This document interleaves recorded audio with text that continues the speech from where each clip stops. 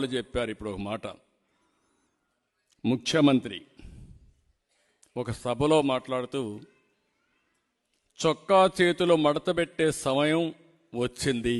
చొక్కా చేతులు మడత పెడతాడంట. నువ్వు మీ వైసీపీ కార్యకర్తలు చొక్కాలు మడత పెడితే మా టీడీపీ కార్యకర్తలు, జన సైనికులు, ప్రజలు కుర్చీలు మడత పెడతారు.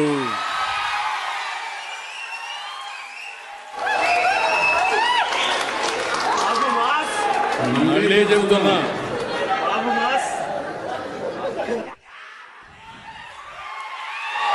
సీఎం ఈరోజు సభలో మాట్లాడుతూ చొక్కా చేతులు మడత పెట్టే సమయం వచ్చింది.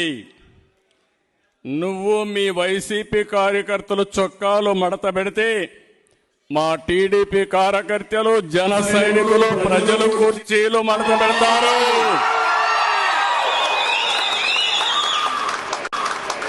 అందరూ కుర్చీలు మడత పెడితే ఏమవుతుందో తెలుసా? జగన్ రెడ్డి నీ కుర్చీ లేకుండా పోతుంది.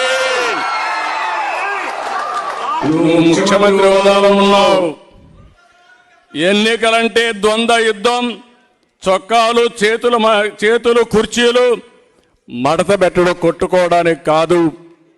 ఆ విషయం గుర్తుపెట్టుకొని ప్రవర్తిస్తే మేము కూడా గౌరవంగా ఉంటాం. కబద్దార్, జాగ్రత్తగా ఉండమని మరొక్కసారి సభ ద్వారా హెచ్చరిస్తున్నా.